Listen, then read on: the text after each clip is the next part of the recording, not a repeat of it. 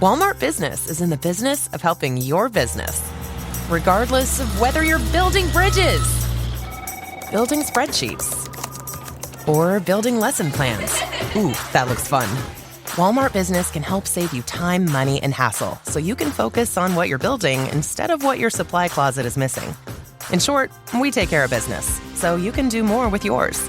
We're the Walmart you love, now for your business. Learn more at business.walmart.com. Make your next move with American Express Business Platinum. Enjoy complimentary access to the American Express Global Lounge Collection. And with a welcome offer of 150,000 points after you spend $20,000 on purchases on the card within your first 3 months of membership, your business can soar to new heights. Terms apply. Learn more at americanexpress.com/business-platinum. Amex Business Platinum. Built for business by American Express.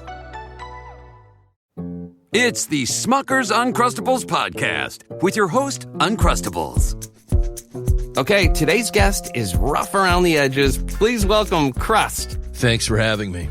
Today's topic, he's round with soft, pillowy bread. Hey. Filled with delicious PB&J. Are you talking about yourself? And you can take him anywhere. Why'd you invite? And we are out of time. Are you really cutting me off? Uncrustables are the best part of the sandwich. Sorry, Crust. As a contractor, I don't pay for materials I don't use. So why would I pay for stuff I don't need in my mobile plan? That's why the new MyBiz plan from Verizon Business is so perfect. Now I can choose exactly what I want, and I only pay for what I need. Right now, with MyBiz plan, get our best price, as low as $25 a line. Visit Verizon.com/business to get started today. New lines only. Price per month with 5+ lines. Includes auto pay and paper-free billing and promotional discount. Taxes, fees, economic adjustment charge. Applicable add-ons, prices, and terms apply. Guarantee applies to base monthly rate and stated discounts only. Add-on prices additional. Offers end September 30th, 2025. Everyone who works at Starbucks, full or part-time, gets stock in our company. Which means that when Starbucks succeeds, our people do too. At Starbucks, benefits like company stock are just the start. What you're about to listen to is part 2 of a conversation that Jonny and I had with Ollie Connolly last week, discussing the state of the Eagles. In part 1, we covered in-depth schematic things from the Eagles offense last year, and moving forward, we talked about Kellen Moore as a play caller, what made Shane Steichen so great, and the evolution of Jalen Hurts. And so if you missed part 1 of that conversation, be sure and go check it out wherever you get your podcast. But this is part 2, where we'll turn the page to Vic Fangio, Zack Baun, the defensive side of the ball, and some general schematic trends that are on the rise across the NFL. I hope you enjoy this episode.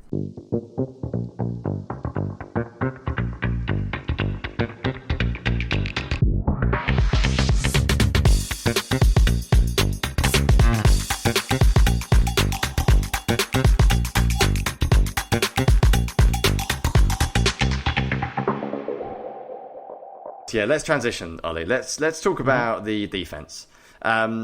I mean, unbelievably good last year. I won't ask you to go into too much detail on how much you enjoy Fangio and the defense, but I guess big picture, let's start sort of philosophically. How surprised were you by how good they were down the stretch? Because they were good last year, and then they were just exceptionally good, and it felt like they were running the Fangio defense almost at its highest level towards the end of the year. How impressive was it to watch, and how were you surprised at all, or were you not at all surprised that Fangio got it together within 1 year?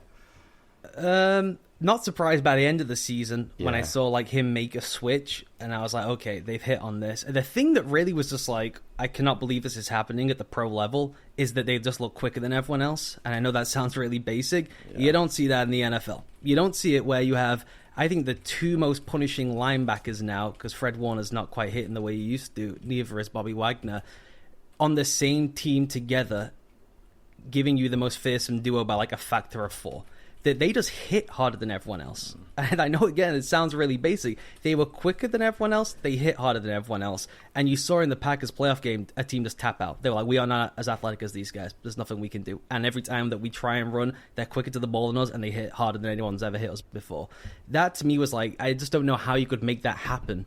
Not just overnight, but assemble a roster where you look so much more athletic than everyone else in the NFL. In terms of it being his masterpiece, obviously, I don't think anyone saw the Zack Baun thing coming, and he just completely unlocked it he to a didn't see it degree. coming. He thought he was playing Edge. He didn't see it coming. I read the quotes. He thought he was playing Edge. I'm pretty sure. Yeah, only one man, I guess, which was Vic, which is part of what makes him such a genius. Their ability to move their front in a way no one else could really match in the league, to just give them always a +1 count, essentially whenever they wanted, plus then having the rookies play the level they did, where how tied together the linebacker core was with the coverage. I've not seen anyone do that at that level since probably maybe a Dennis Allen team, 2013, 14, something like that. It's just so unusual, particularly with the young group, to be that well coordinated and airtight and tied together. Then the hitting I mentioned, and then just the mobility at the front. I know everyone, Eagles fans certainly listening, know we had the 4-man rush and that was really effective. Just what they could do to change the numbers in the front. No one else could match that. No one else has a move linebacker at the moment in the league the same way the Eagles do with Zack Baun, where you have a true one-on-one pass rushing threat, a hard edge setter, a guy who can play off the ball, a guy who can drop into coverage from on the ball. It's an advantage that just no one else can have. It's why, Johnny, I know you know this, I was from week 8 being like, this is the defensive player of the year. This guy has changed the structure of a defense after they played the Saints. Well, whilst they played the Saints, I should say, they overhauled the structure. And what was that, week 3, week 2, something like that? Yeah, the after Saints the Falcons game, basically. And I know everyone knows that the Saints stunk last season. Remember, they were clubbing everyone over the head for like 2 weeks. People were like, wow, Kubiak might go get a head coaching gig. Is Derek Carr back? All that stuff. And they just annihilated them immediately. Changed the structure of the defense, and it was just the best defense by far in the league after that. Yeah, man, I read your Zack Baun piece, and I mean, listeners will laugh, but I've gone on about Zack Baun forever, basically. One of my favourite things to do is to tweet the quote out that I put in the week 1 Eagles-Packers defence, and I was like, is it too soon to say they need to sign him now? Like, it's been 1 week, but it was just so obvious it was going to work. It was so obvious that what he was going to do was going to work, and I think it's fascinating that they added someone similar to an extent in Campbell as well, as if they're just like doubling down on it. Like, one of the things I've heard you spoke about, Ollie, which I love, is that you spoke about how everyone's going on about back 7 rotation these days in the NFL, like how you move your safeties and stuff. And what the Eagles do is it's all front rotation. It's like doing the 2 things at once is so difficult for offensive guys to keep up, because I think the thing about post safety rotation is it's sort of not predictable, but you have to run quite far. This sounds really basic. I know it's one of my most basic things with Fangio. Why do you rotate from 2 high rather than single high? Because you have to run backwards. Like, it's hard. Whereas when you rotate the front, you can do it instantly. Like, the opposing offenses would be literally about to snap the ball, and the Eagles have completely changed the front. And you can see offensive linemen like, well, crap, I was meant to be blocking him, and they've changed a split set. And I think that's so underrated around the league, and whether that's going to be something that more teams are going to try and do. Because if you're running a system where, especially if you're running like a man blocking system and you're expected to block someone, like you have plays where the Eagles change legitimately a second before the snap of the football, and the entire offensive line has got to suddenly shift. And I think the Eagles have still just about got enough to do it. I know they've lost, obviously, a lot of talent this year. I don't think Sweat was the best at that stuff anyway, and I think they've gained maybe a couple of others. I know they've lost Milton Williams, but I don't see why that should slow down. I think as long as you've got Carter, who can just do everything at an extremely high level, and you've got Baun there, and you've even added someone in Campbell who can maybe give you something else as well. Like, I think it's pretty scary, but I think that's something the Eagles did really well that wasn't covered enough. And I know you did cover it very well, but it wasn't just... I think everyone just wants to talk about safety rotation with Fangio because it's so easy to go, 2 high and then rotation at the back end. I think it got ignored that the stuff they were doing at the front was quite different to what maybe some of the other guys that were doing around the league at the time. It was. I mean, yeah, you mentioned there's only so many ways you can go from a 2-to-1 rotation, and even if you're doing like some of the spag stuff where it's really wild that it's 2 that becomes 1, that stuff's really hard to do. You're probably going to get crushed over the head by Joe Burrow, as Spags has found out. You know, these guys are really good. These guys play quarterback in the league. Easier, I think, to manipulate the count up front. I think what you're saying, why don't teams do it more, I guess. The stemming where everyone moves, that's just really tough to do. To get everyone lined up, and to move to the exact right point, it's just really difficult. If it was, I've asked this to guys tons of times in the league, like, why do you guys just do this all the time? Like, this just seems like the best way to disrupt the blocking mechanics constantly. They're like, it's impossible. One guy moves, 3 inches, one guy moves 12 inches, all of a sudden we're offset. They can, if they know we're going to do it every time, pause the play. The offense gets to choose when to snap the ball, right? And they can reset how they want. So that is tough. What teams are doing more and more is just post-snap stemming. So they all know where they're supposed to be, and they lay the front of the...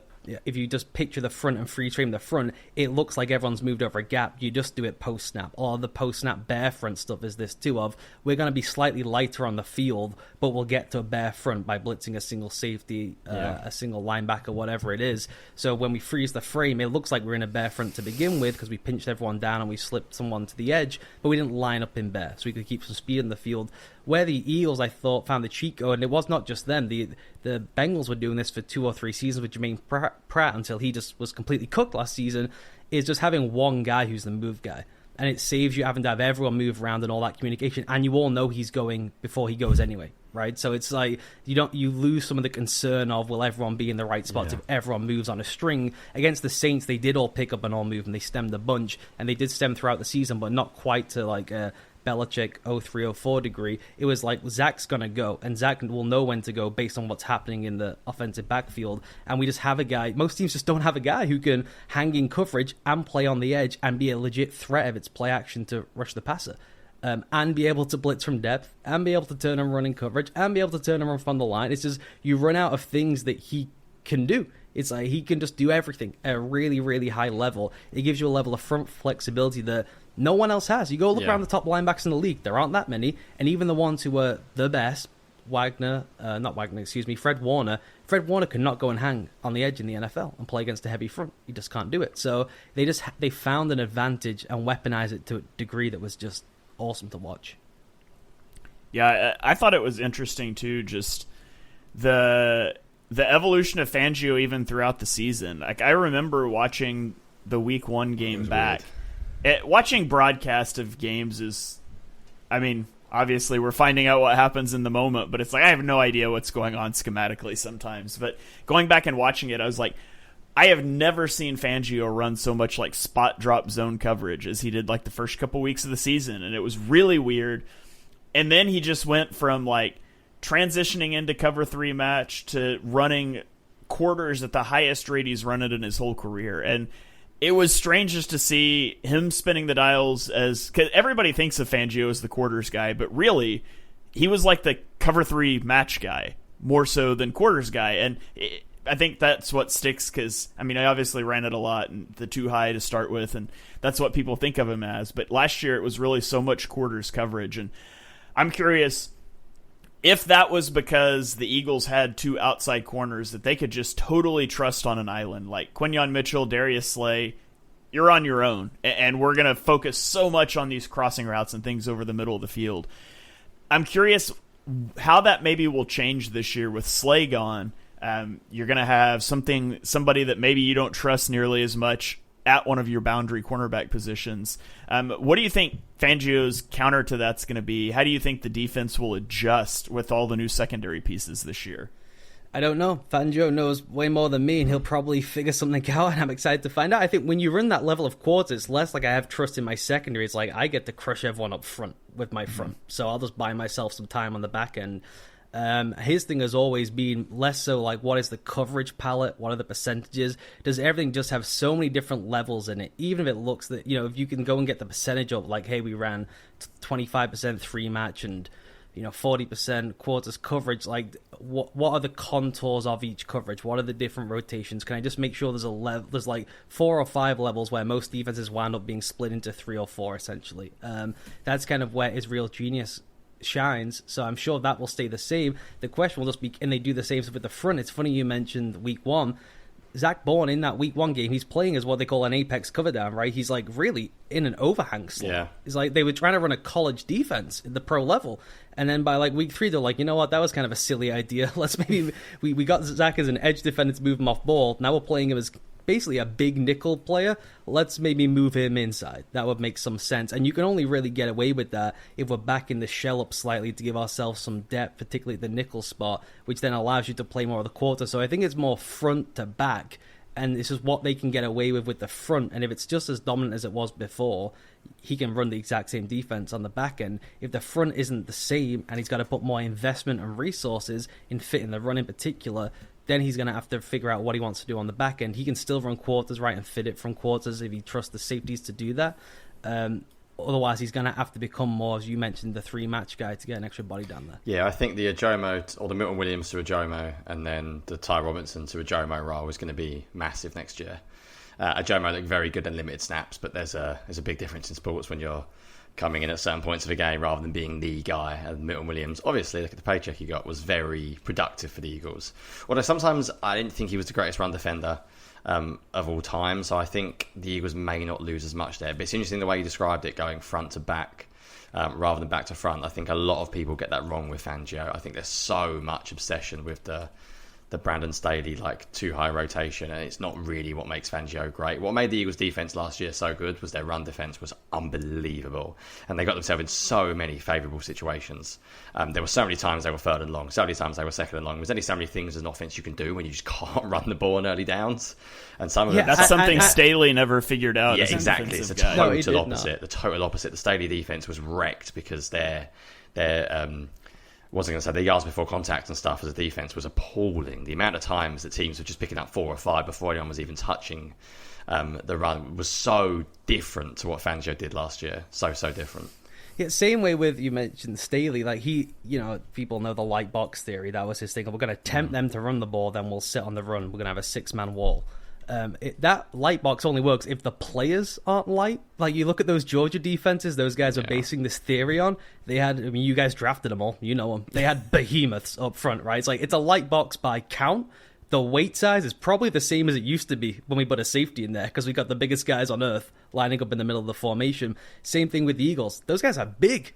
They rolled Jordan Davis out there. They rolled Jalen Carter. When Zack Baun and Kobe Dean there, they hit like old school linebackers. It's big bodies in there to be able to do it. Yeah, I mean, it's funny you mentioned the front to back or back to front stuff. I understand fans are interested in the coverage and the rotations. All these coaches only care about the run game. Everything else is we'll get to that when we get to it. All they care about is integrity and the fit. That's all they care about. Yeah. Then they start getting interested in the rotational stuff. Yeah. It's funny, the evolution, and it's cyclical, but we went from the running game doesn't matter and the pass game is hyper efficient, and now the pass game's still generally more efficient than the running game, but being able to run the ball and stop the run, I feel like has become so much more important, especially as teams have started to lighten out the box. It's I need to be able to run you out of that, and for defenses I need to be able to stop you from a light box, and I don't feel like football discourse is quite caught up to that yet, but it's definitely the focal point of a lot of these defenses and offenses. And, I mean, you can see that even play out in the Super Bowl, that the Chiefs wanted to load up and stop the run, and now all of a sudden it opened up things for the Eagles' passing game. And it all plays together, but it's funny just to see it cycle over years covering the league and watching the league. It's less so to me the too high shell. People say all the time, they're in a too high. You run them out the too high shell. It's the run fit doesn't have someone not in it because they're in a too high shell. Yeah. It's structured in a way. People spike the A-gap with a safety. He arrives at the line of scrimmage at the same time and nose hits the ball because they fly him downhill. You go watch some of those old Cardinals team fit the run. Buda Baker is into the backfield before the line is off the line of scrimmage. They're fitting the run from a too high shell with the safety. It's just harder to get to all your fun rotations, to get to all your fun mug fronts. You got to be in a certain down and distance. You got to have space. If you're paranoid that you're going to bust the fit because you're rolling the nickel into a safety spot in a two-eye shell, and he's got a spy for the run game, and he's not very good at it, well, then I'm going to make them paranoid and run all the time, right? So then they can't get to the fun rotation stuff. They'll be static. It's all this, how can we make these guys static is what these teams are trying to do. It's not so much run them out of a two-eye shell necessarily. It's the quirky stuff from those shells. It's the quirky rotations. Even if it's a 2 becomes 1, and so it is a single eye shell. It's we just want them to be static for us at all times. That's all these guys are trying to get to. And not just that, it's less so about how often can we run the ball, how well can we run the ball. It's just triggering play action. It's what these guys want to get to. All these guys running offenses in the league now is how do we get to play action. I know there's giant discourse about is running the ball important and all that stuff. Massive discourse, yeah. Yeah, it's not about is it important, the yards and all that stuff. It's does it all look the same? Do they believe we're going to run it? Yes. It's about belief. The linebackers only bite if they believe you may well do it. So it's just about, can you run the ball from the same formation? Does it look the same? Does it smell the same? Does it sound the same? Do you have all the same cues? Is there the same hand on the ground? All that stuff is the pre-snap protocol the exact same, so we can trigger the play action shot. We're not running the ball for running the ball's sake, beyond trying to get you to stay static. Once you're static, we do the play action stuff, you're biting it, we hit home runs. Yeah, I love that we have the same discourse on things. I used to hate those stats, and some of it has come from PFF, and PFF do some very, very good work, but a lot of it is these numbers that just when you put out there on a spreadsheet don't always back it up. Like, actually, we've looked at all the play action, and it turns out running the ball doesn't matter for play action. And you're like, well, I bet if you ask a lot of coaches, they'd significantly disagree with you, just because the numbers may not reflect it. Yeah. Wouldn't the most efficient thing then being like a play action from empty would then be the most efficient play in the sport? Exactly. Because the running ball doesn't matter unless it's like a fake quarterback draw, and then we throw the ball, which would be tasty. Yeah, I guess. just the Tim Tebow jump pass. Yeah. Just go and bring ask, it back. Yeah, just go and ask coaches, like, if you're playing a team that runs the ball really well, you're going to worry about play action more. I mean, of course that's where Staley, to his are. credit, gave the great quote of, like, it's a physical game. It hurts to stop the run. It really hurts. Particularly when we have to have lighter bodies on the field and my safety's coming down, he's getting pinned by Mailata. You think that's fun to have happen 9 times in a row? Yeah. You think he might be a little slow in his rotation after getting decked by Mailata 6 times? Like, yeah, it matters. Right, before we transition to very quickly, because I know I don't want to keep you too long. I know you said you got forever because you could talk about this stuff all day, but there is a limit to how much time until I feel bad. So I don't want to ask you about every single Eagles player because it will drive you insane. I don't want to ask you about Quinyon Mitchell because you're going to say he's unbelievable. Fine. I do want to know if someone watches around the league, because I think there are less, and this is someone I sadly don't give it time to watch as much as you do around the league. So 2 guys I wanted to ask about. Firstly, Jalen Carter. To me, he's like an absolute superstar, a god tier already. But I'm interested as someone who watches other guys on the defensive line. And then secondly, Cooper DeJean, because I don't see a ton of like fantastic nickels these days. I think nickels are a really hard position to nail. And it felt like Cooper DeJean just like sort of walked into the lineup as a rookie and was like, yeah, I'm awesome. This is exactly like the perfect fit for me. And I went a bit mad, people going like, oh, now Slay's gone, we'll just move him outside because he'll play more. And I find that such a ridiculous way of thinking. People have started talking about playing him at safety because I think Fangio gave a random quote about, Cooper can play there. And I'm like, well, yeah, but anyone can play there. But do you actually want him there? So I guess just in a very simple, non-schematic, boring term, is Carter already god tier? And then secondly, like DeJean's role, how do you envisage that over time? Are you like me in that he's already established an extremely solid floor and you leave him there? Or do you think there is more sort of ways you could use him moving forward? I want to tack on a part to the DeJean question, because Johnny and I talked about this some during the season. Who is more valuable to the Eagles' offense? Is it Quinyon Mitchell, who's your lockdown boundary corner, or is it Cooper DeJean, who plays in the slot? Because that's something we talked about a lot. Yeah, DeJean is more valuable. Yeah. I have a slot defender. Johnny just mentioned it. There is so few great nickels in the NFL, and everyone's a nickel now. I know you're saying Quinyon Mitchell's a boundary corner. All these guys play inside. You play against a condensed formation, you're a slot corner, whether you like it or not. There's a ton of grass out there. Every option route is available to you. They know where they're going with the ball. You don't. Good luck. No one anymore is Richard Sherman, where the sideline is my friend and I'm defending like a tiny section of grass. Just doesn't exist anymore. All these guys have to play in the slot. Plus, you got more responsibilities in the run fit. Plus, you got more responsibility in the pressure game. So finding a great slot is the great equalizer, right? It's why even the Ravens with someone like Kyle Hamilton, who's probably the best safety in the league right now, they're like, well, we would rather have him down there, and then our defense falls apart. It's like, well, we're going to have to move him back. Our defense is falling apart. No one can talk to one another. Let's put Kyle back there. He can open his mouth. So everyone is trying to get their best asset on defense in that position, the same way they're trying to get their best player as close to the interior as possible, whether that's pre-snap, we got a 3-tech, or post-snap, we're stunting everyone inside. One of our best players attacking the middle of the line of scrimmage. All our pressure packages, we got a great blitzing linebacker. We attack the A-gap or the B-gap. We don't send these guys from the edge. What's the point? Everyone wants to get towards the middle line of scrimmage, and everyone wants to have their best player playing in the overhang role so they can have better connectivity between the 3 tiers of the defense. So that, to me, that is where I would keep DeJean, because it's so beyond belief to have a rookie come in that defense. And I know they weren't running as much as they have done in the past, but to execute that way in that defense, I don't know why I would move him, and it's just so much more valuable to me. You can find turn and run corners, and if you've got a turn and run corner with safety help, why would we put a better player out there when the guy's going to get isolated and attack the most is Cooper DeJean? So if we got a great one, we leave him there. Will be my thoughts on it. Yeah, I think what Johnny and I ended up coming to was that Cooper DeJean was the more valuable player, but Quinyon Mitchell was the quote-unquote better player. Yeah, that's the correct take. Yeah. And then just quickly before we move on very briefly to NFL stuff, you watch a lot of NFL players. Jalen Carter, like already unblockable, god tier. Yeah, is he there? I mean, like, obviously, he's as good as it. Not in the Donald tier of, put a jacket on him right away. Yeah. Probably less so in the run game, but yeah, I mean, in the pass game. Because I just don't get how he moves. Like, he moves like he's not meant to move to me. I watch him and I'm like, I don't think players that big are meant to move like him. Like, is there something... The thing that's really telling, too...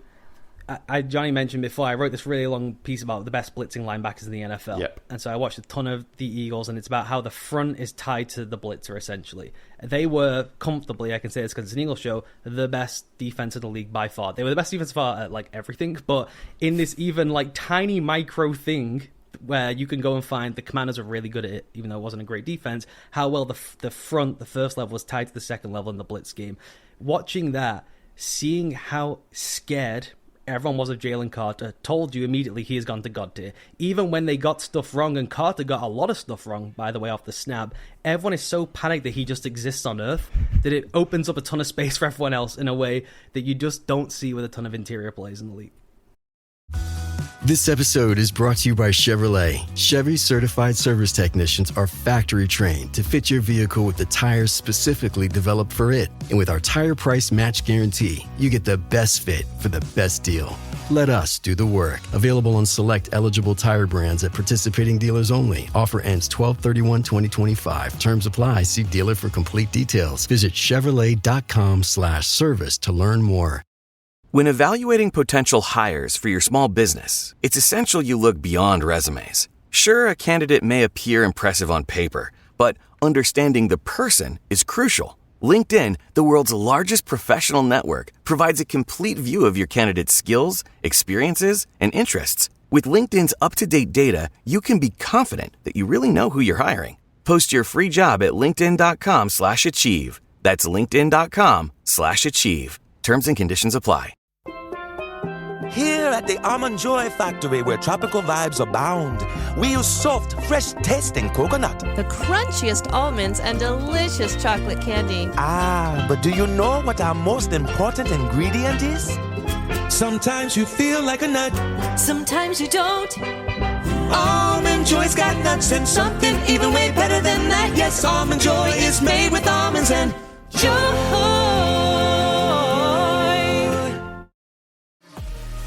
This episode is brought to you by State Farm. Sports are all about teamwork, and so is insurance. Whether you need an in-person or digital assist, State Farm is there to help you choose the right coverage for your home, car, and more. Get a game plan that helps fit your life and talk to State Farm today. State Farm with the assist. Coverage options are selected by the customer. Availability and eligibility vary by state.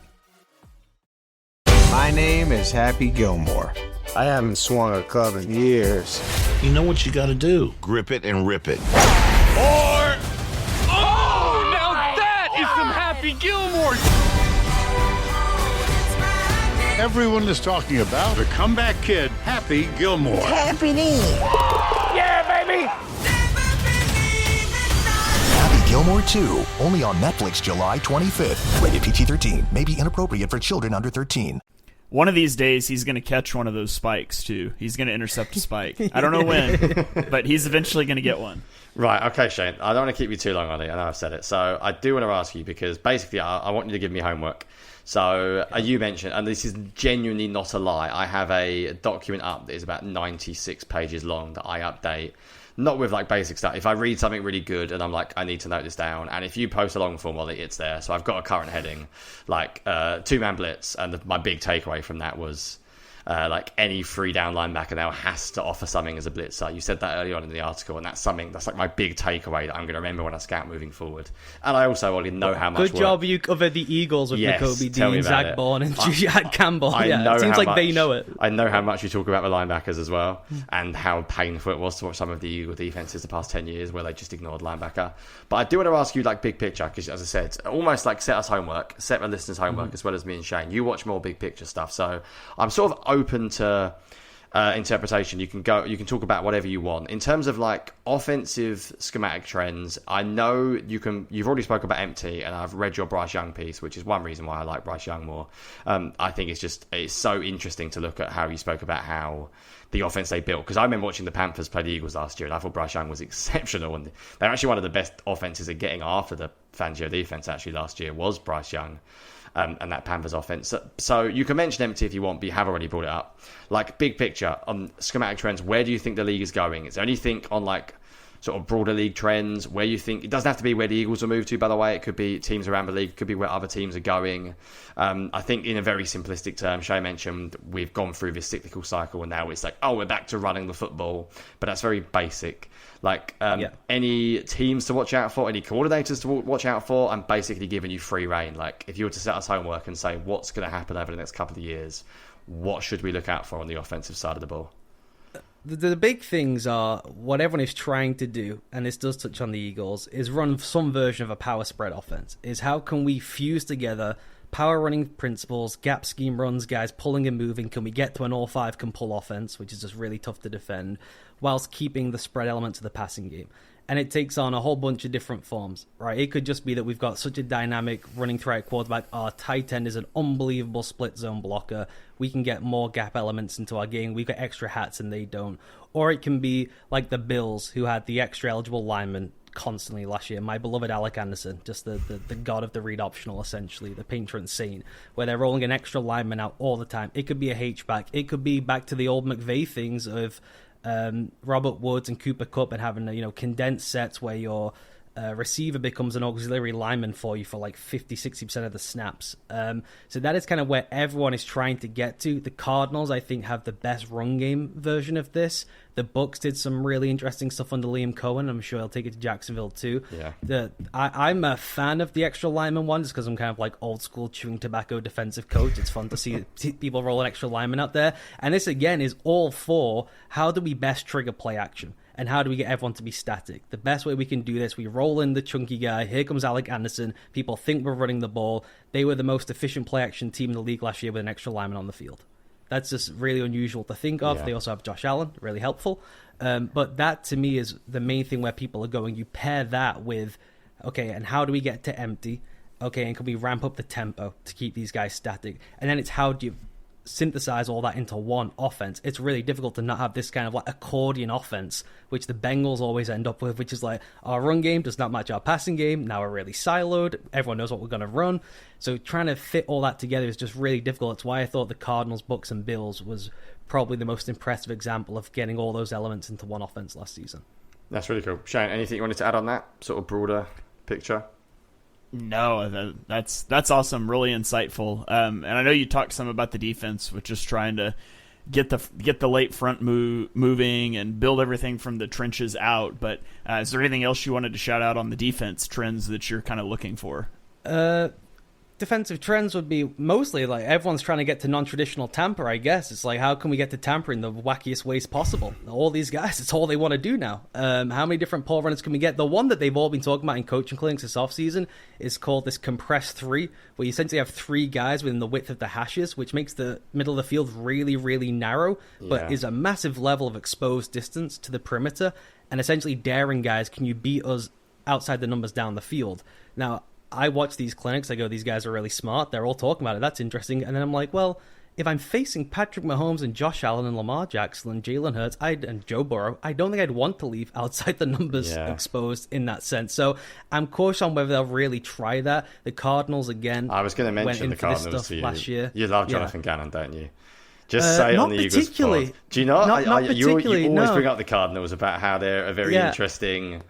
they're a wacky team in many ways. I like Nick Rollis, who was the linebackers coach in Philadelphia and is their DC now. I like him a lot. Gannon was never really my flavor. So passive. I really admired what they did last season, which is like, our team That's what I meant. Last year they were very interesting, weren't they? They were very interesting. I think they'll probably be the most innovative defense in the league next season, or he may just roll back to his old ways and I'll be crying, on my bed a week 6.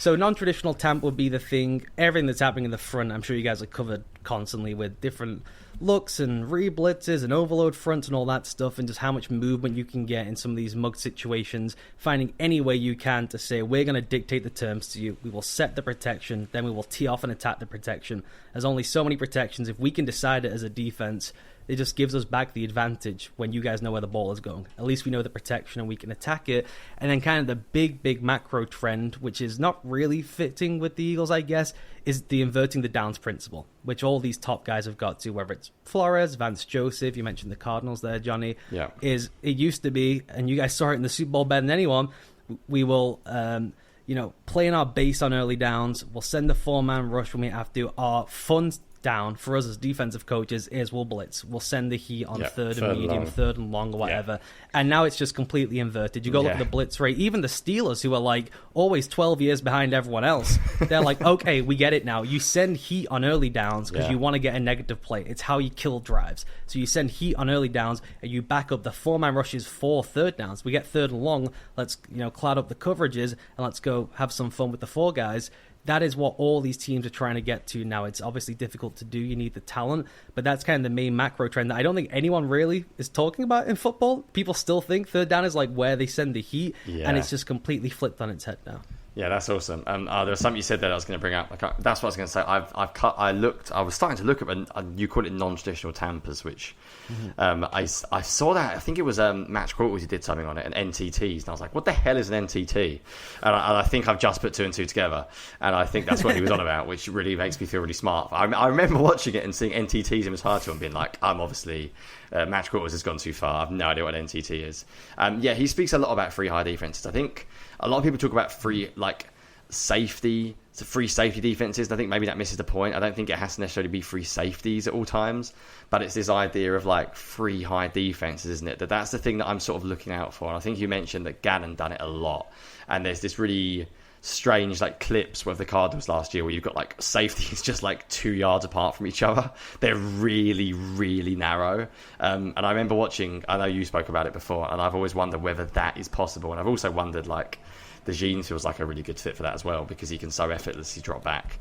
To bring it back to the Eagles, if you wanted to bring some of that stuff, you potentially could, but it feels like one of those things that sounds cool in a clinic and then might be really hard in principle to actually make work. And you might not want to do it if you're already really talented on defense anyway.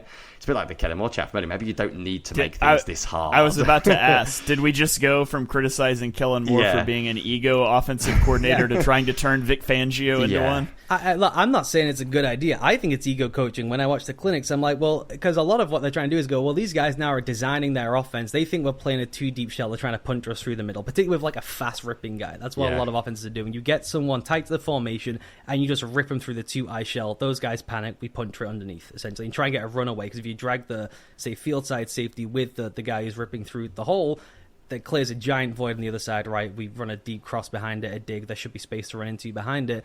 So they're saying, well, let's compact the middle of the field. Yeah. And when those guys turn around from play action, they go, oh, God, there's literally no space to throw the ball.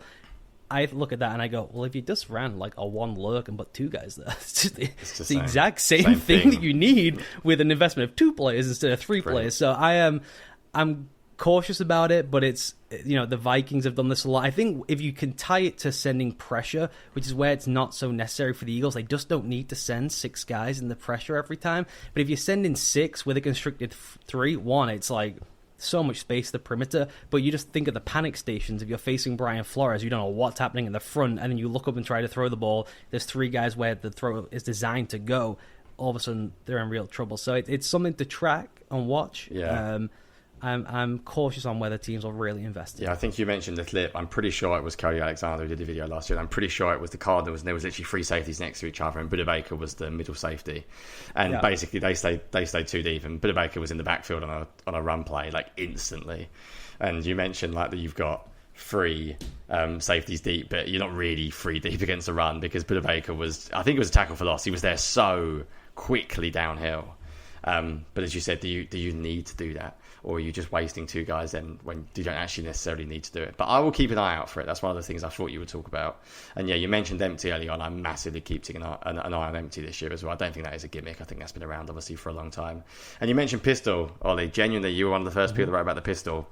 God, I'm going to sound old now. You probably wrote about the pistol about 5 years ago, didn't you? I know. I've been reading that long, but I remember the pistol article, and every time I think a lot of teams are still behind it as well. Right, I think, Shane, I've taken up enough time and I've asked enough questions and got enough homework to do, and I'm glad you mentioned the Jags, because I watch a lot of Jags for my sins, because my best mate's a Jags fan, so I always keep an eye on them closely, so I'm glad they've got Liam Cohen and to keep an eye on. Is there anything, Shane, that you wanted to grill on, or should we leave him there to get ready for his Oasis gig tomorrow? Yeah, man, watching the Jags the last couple of years has just made me sad. I'm hoping it makes me less. I don't know it if makes I've me less ever sad seen this year. I don't think I've ever seen a coach actively quit while still have the job that way before. It was absolutely bizarre, just giving up on his team mid-season and not leaving the building. It was just so strange. He basically did that in Philly in 2020 as well. It basically happened twice. I feel like Doug Peterson is like my grandpa, and he's just like, you know what, I'm done. Let's just we're good. I don't know, I love Doug, and I thought he was going to be a great hire for Jacksonville, and sad that didn't work out. Last thing I want to ask you about, you mentioned the Vikings, but the Brian Flores defense with the high max pressure rates, high max drop rates. What are your thoughts on that offense or on that defense? Is that something that's sustainable? Have teams started to figure that out? Can you build a whole defense out of that? Because it's a lot of fun to watch, but I do wonder about it. Yeah, he did it. I mean, I've never seen someone pressure that way with that kind of split defense the way he had it, where he truly segmented his defense in three in a way no one has ever done in the pro game, which is, this is the pressure group, this one or two guys stand in the middle, this is the deep coverage. We are blending Tampa 2 with all-out pressure. No one's ever done that before, and I think it took guys like 6 weeks to even figure out what was happening. They were just like, what has Brian done now? It's really strange. The thing about Flores that kind of pushes him to a different level, beyond the innovation, the creativity, the fact he is one of the only guys, we use the word innovation all the time in football and no one innovates anything. He truly is one of the only artists who comes with brand new concepts no one's ever even thought about before, mostly because all that stuff is stuff you're told actively not to do. And he goes, I'll give it a try. And then it works really effectively. What he did last season was they changed, the year before they ran a re-blitz structure. Essentially, put O-lineman and protector in conflict, 2-over-1, whoever you pop to, you're dropping into coverage, the other guy's going. Free shot every single time.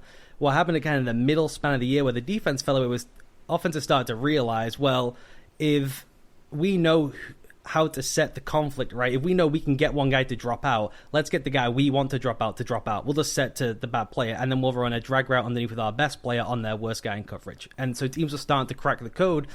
So he changes back and says, I'm just sending the house every time. You mentioned it, Shane, the max split stuff. I'll just send everyone. Let these guys try and figure this out. Again, people spend 8 weeks going, oh, God, what are we doing now? Brian's on to another one.